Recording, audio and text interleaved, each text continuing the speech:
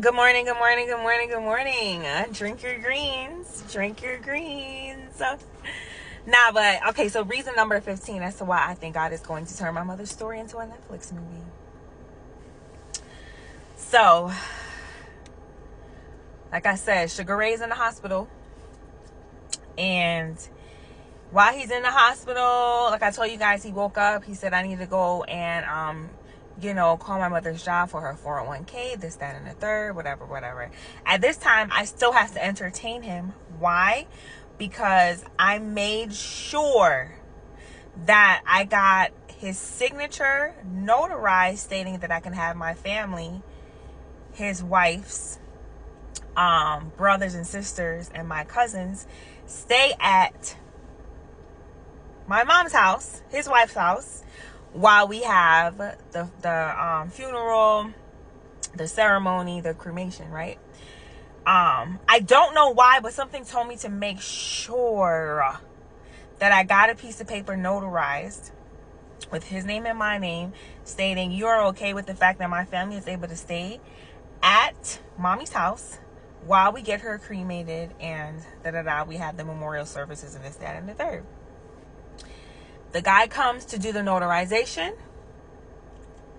He signs. I sign. Sugar Ray signs. Right?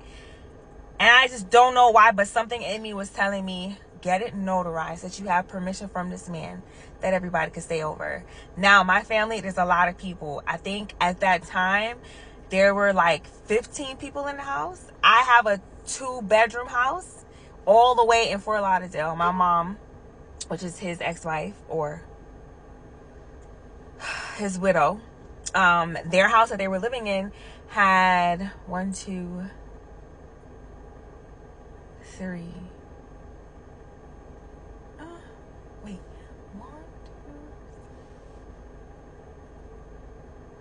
2, 3 bedrooms. I don't know why, but I thought my mom had 4. It's 4 bedrooms, backyard pool, front yard, whatever, you can drive in, garage port. So I was like, it's just better to keep everybody at my mother's house. There's more room, there's more space. She has a big living room, so people can sleep on the floor in the living room, and then we can put a couple of people to a bed. That way nobody's So got that notarized. Had to get that notarized. Something in me just said, get it notarized. So get it notarized. The guy leaves. I'm in the room with Sugar Ray, right? Sugar Ray goes,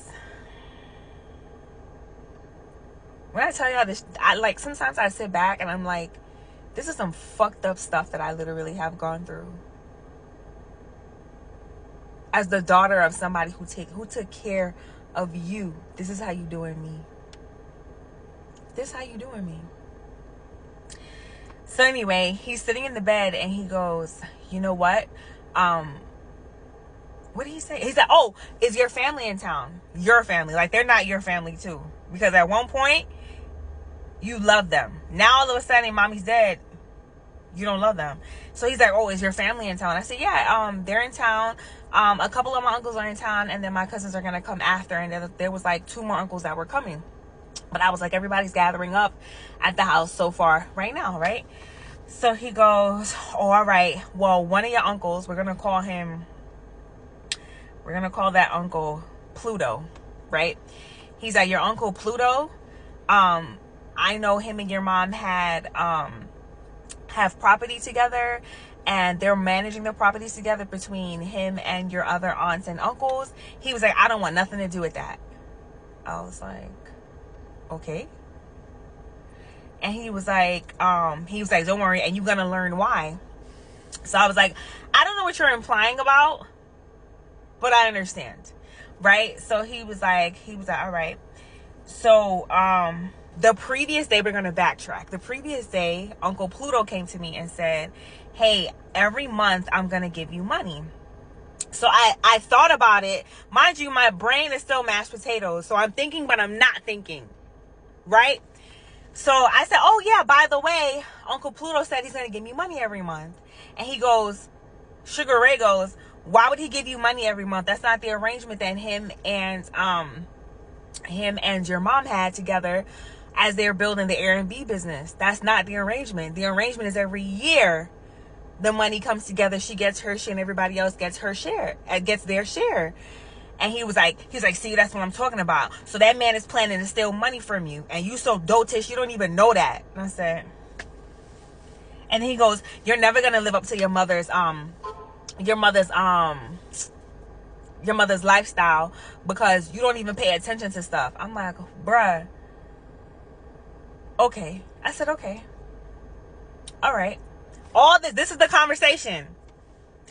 Then he goes, this is the same conversation. He's in the hospital bed. I'm standing in front of him. Then he goes, you know what? Another thing. I don't even know why you still with this man that you call a boyfriend. I said, okay, I understand. And he was like, you know that man is no good for you. You know that. Your mother's turning in her grave right now, knowing that you're still with this man. I said, okay. Same conversation, same sentence.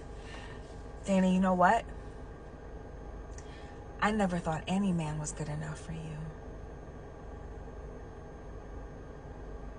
The tone changed. So I remember I looked up at him. And I said, what the fuck? And I was like, all right. And he was like, did you hear what I just said? I said, I heard you. And he was like, you know what?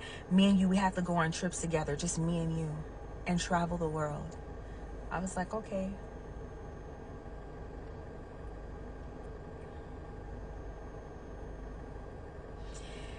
So I remember leaving the hospital with my notarized paper in my hand.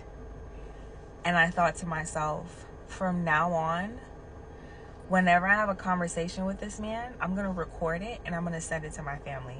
Because if I sit there and I tell my family everything this man just said to me, I personally don't think that they're going to believe me. They're going to be like, Danny, you making it up. Because remember, I didn't tell them from the time he told me to call my mommy's job to get her 401k. I didn't tell them a bunch of stuff because I was like, they're already grieving, they're hurting. I can't put this on top of them. Plus, I don't know how crazy my uncles are going to get if I drop this on them too, because they're already hurting. Because literally the day before they went to go see my mom's body, I couldn't go see because I was like, this is too much for me. This is way too much for me. They went to go see her body, right? And they're still recovering from the fact that they had to sign a waiver because the mortician was like, you guys can go see her body, but her skull is literally split open. So if I let you go see her body, you need to sign this waiver saying that I'm not responsible for any emotional trauma that happens because I'm letting you go see her body at its most worst state. He's like, I haven't worked on her yet.